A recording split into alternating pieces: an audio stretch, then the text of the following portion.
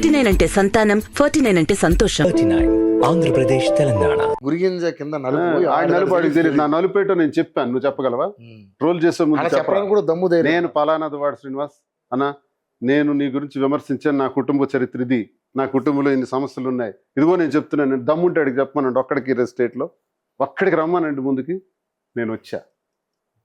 దయచేసి ఇష్టానుసారంగా మాధురి గురించి నా గురించి మాట్లాడండి. మీరు ఎవడు మాకు పెంచట్లేదు, పోషించట్లేదు. మా కింద బతుకుతున్నారు చాలా మంది. మేము ఒక టెక్స్టైల్ స్టోర్ పెట్టామంటే ఒక 50 మంది బతుకుతున్నారు. రేపు మరొకటి పెడతామంటే మరో 50 మంది బతుకుతారు. ఒక 1000 మందికైనా జీవితం ఇస్తుంది విమెన్ ఎంటర్ప్రెన్యూర్గా మాధురి. ఆమె కాలి గోటికి కూడా మీరు పనికిరారు, ఆమె చెప్పు ధూళికి కూడా మీరు పనికిరారు. విమర్శకులకు నేను చెప్తుంది, మీ జీవితంలో ఒక్కడికి భోజనం పెట్టగలరా? మాధురి 100 మందికి భోజనం పెడుతుంది, ఆదరిస్తుంది. మీకు ఆ శక్తి ఉందా? విమర్శించే ముందు ఆలోచించుకోవాలి. సో మంచి సమాధానం చెప్పారు. సో చూద్దాం, ట్రోలర్స్ విమర్శించే వాళ్ళు 100 మంది ఉంటారు. కాయలు కాసే చెట్టుకే రాళ్ళు అన్నట్టుగా అది జరిగేది కామన్. ఎనివే సార్, ఇప్పుడు మొన్న జరిగిన సింహాచలం ఇన్సిడెంట్ చూసుకుందాం. దాన్ని మీరు రాజకీయంగా కాకుండా ఏ విధంగా చూస్తారు? అంటే ఇది కేవలం ప్రభుత్వ విపత్తేనా అని కొంతమంది తోసేసే కార్యక్రమాలు చేస్తూ ఉంటారు. ఏంటి మరి అంతమంది చనిపోయారు, ఆ గోడ కూలడం ఏంటి అసలు దీని వెనక మీరేమనుకుంటున్నారు? ప్రభుత్వ వైఫల్యాలు ఏ ప్రభుత్వం ఉంటే ఆ ప్రభుత్వం బాధ్యత తీసుకోవాలి, నేను కాదనట్లేదు. కానీ అది దేవస్థానం వైఫల్యం. దేవస్థానంలో ఆ కమిటీ ఏదైతే ఉంటారో ఏం చేస్తున్నారు వాళ్ళు? బోర్డ్ ఆఫ్ డైరెక్టర్స్, చైర్మన్ ఏం చేస్తున్నారు? అలాగే ఈవో ఉంటాడు, ఏం చేస్తున్నారు? అధికారం కూడా వీళ్ళందరూ అధికారులందరూ కూడా ఏం చేస్తున్నారు? అది సింహాచలం అనేది పుణ్యక్షేత్రం. 1000 సంవత్సరాల నుంచి చరిత్రలో కూడా ఎరుగని సంఘటన అక్కడ జరిగింది. నిజంగానే సింహాచలంలో సింహాద్రప్పన్న దేవాలయంలో జరగకపోవచ్చు, ఇతర దేవాలయాల్లో జరుగుతున్నాయి. తిరుపతిలో, తిరుమలలో చాలా సార్లు ఇలాంటి ఇన్సిడెంట్లు, ప్రాణాలు జరిగినాయి. జరిగేటప్పుడు అది జరిగినప్పుడు ఆలోచిస్తున్న తర్వాత విడిచిపెట్టేస్తాం. దానిపైన పర్యవేక్షణ చేయట్లేదు, దాని మీద సరైన దృష్టి సారించట్లేదు. సింహాచలంలో సాధారణంగా నేను మైన్స్ చేసేవాడిని కాబట్టి నా కొండల పైన ఉంటుంది. హిల్స్ లో ఎలా ఉండాలి అని, హిల్లాక్స్ ఎలా ఉంటాయి, డౌన్ రోడ్ అని ఎలా ఉంటుంది, అక్కడ మైనింగ్ చేసేటప్పుడు ఎలాంటి జాగ్రత్తలు మేము తీసుకుంటాం, పైన ఉన్న రాయి దొరలొచ్చు, మీదకి పడవచ్చు, కొండ చర్యలు విరిగి పడవచ్చు, అప్పుడు ఏం చేయాలనేది మాకు ఒక స్టడీ ఉంటుంది. దానికి మేము ఏం చేస్తామంటే చిన్న వాల్స్ ఏమైనా కట్టాలనుకుంటే కిందకి 7, 8, 10 అడుగులు కిందకి వెళ్ళి అక్కడి నుంచి కాంక్రీట్ వాల్ వేసుకొని వస్తాం. మాస్టర్ మైండ్స్ కామర్స్ చదవాలనుకునే 10th ఇంటర్ విద్యార్థుల తొలి ఎంపిక. లేదా ప్రతి 10 అడుగులకి ఒక ఫౌండేషన్ వేసి పిల్లర్లు వేస్తాం, పిల్లర్ టు పిల్లర్ వాల్ కలుపుతాం ప్రతి 10 అడుగులకు ఒకసారి.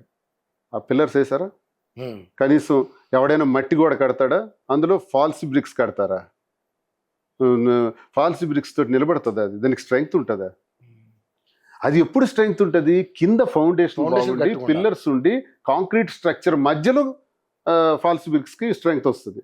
డైరెక్ట్ కింద భూమిలో నుంచి ఫాల్స్ బ్రిక్స్ వేస్తే రాదు. పిల్లర్ సపోర్ట్ లేదు కదా. Very comedy. అసలు గోడ కట్టడమే రాంగ్. అసలు కట్టేటప్పుడు ఈవో ఏం గాడిదలు కాస్తున్నాడు? ఎవరైతే ఈవో, నేను చాలా గట్టిగా హెచ్చరిస్తున్నాను, నీ నిర్వాహకం వల్లే, బోర్డు నిర్వాహకం వల్లే ఈ దౌర్భాగ్యమైన పరిస్థితి జరిగింది. సాక్షాత్తు నిన్న నిజస్వరూపం చూడాలనుకుని వచ్చిన వేలాది మంది భక్తులకి చాలా ఘోరం జరిగింది. మేము బాధపడుతున్నాం. ఇది కేవలం మన లోపం సార్. ఇది గోడ నిర్మాణం చేసేటప్పుడు ఎలా కట్టాలి? కొండల్లోను కానీ నదీ పరివాహక ప్రాంతాల్లో మనం కరకట్లు కడతాం. అక్కడ కూడా ఏంటంటే ఇటుక కట్టు పనికిరాదు, అక్కడ కట్టవలసింది కాంక్రీట్. ఇక్కడ కూడా కాంక్రీట్ వాళ్ళే కట్టాలి. అది హిల్, అది ఎక్కుతున్నారు కొండ. ఎప్పుడైనా చర్యలు కిందకు పడతాయి, షేప్స్ మారుతుంటాయి, మారుతున్న దానిలో బౌల్డర్స్ ఉంటాయి. అది కేవలం సాయిల్, నేల కాదు మనకి అర్థం కావటానికి. కింద బౌల్డర్ షేప్ ఉంటుంది, కింద గ్రావెల్ ఉంటుంది. వాటిలో స్ట్రెంగ్త్ చాలదు, దానికి అందుకు కాంక్రీట్ వాల్ వేసుకొని రావాలి. కాంక్రీట్ వాల్ వేస్తే ఏమీ అవ్వదండి. అదే కాంక్రీట్ వాల్ అంటే నిన్న 100 సంవత్సరాలైనా ఏం కాదు. వాళ్ళు వేసింది సిమెంట్ ఇటుకతో కట్టారు కాబట్టి అది పోయింది.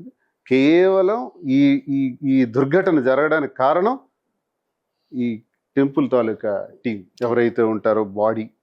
ఒక డైరెక్టర్ అయినా చెప్పవలసింది, ఒక చైర్మన్ అయినా వెళ్ళి చూడవలసింది, పర్యవేక్షించవలసింది. ఈవోకైనా బుర్ర ఉండాలా? ఏమి చేయలేదు. చాలా బాధపడుతున్నాను నేను. పాపం గొప్పగా 7 కుటుంబాలకి 7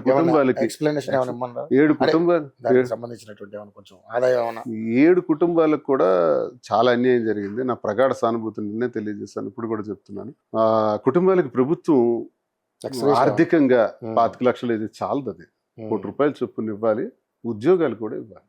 ఆయా కుటుంబాల్లో ఉన్నటువంటి వాళ్ళకి వెంటనే ప్రభుత్వ రంగంలో ఉద్యోగాలు కల్పిస్తే న్యాయం చేసిన వాళ్ళకి కొంత ప్రాణాలు తెచ్చిపెట్టలేం కాబట్టి అవును. ప్రాణాలు మన వల్ల కాదు. జరిగిన సంఘటన వెంటనే టెక్నికల్గా కన్స్ట్రక్షన్స్ ఉండాలి, స్ట్రక్చర్స్ వేయాలి. ఇక నుంచి అయినా సరే ఇలాంటి ప్రమాదాలు జరగబోయే పరిస్థితి ఏ దేవాలయాల్లో ఉన్నాయో కూడా ప్రభుత్వం ఇప్పుడు చెక్ చేసుకోవాలి. ఇప్పుడు ప్రభుత్వం లోపం అవుతుంది. ఇలాంటి దగ్గర ఇలాంటి నిమిషంలో ఆలోచిస్తాం, మళ్ళీ అన్ని దేవాలయాలకు ఒకసారి లెటర్స్ వెళ్తాయి. ఈ రోజే గవర్నమెంట్ నుంచి అన్ని దేవాలయాలకు వెళ్ళిపోతాయి లెటర్స్.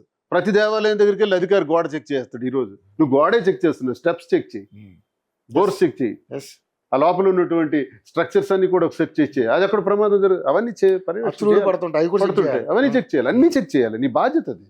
అవన్నీ చేయనప్పుడు ఇలాంటి ప్రమాదాలు జరుగుతాయి. కాబట్టి అన్నిటిపైన పర్యవేక్షణ చేయవలసినటువంటి బాధ్యత గవర్నమెంట్కి ఉంది. అందుకే గవర్నమెంట్ బాడీ ఫామ్ చేస్తుంది. ఆ బాడీ ఏం చేస్తున్నారు? మాస్టర్ మైండ్స్ కామర్స్ చదవాలనుకునే 10th ఇంటర్ విద్యార్థుల తొలి ఎంపిక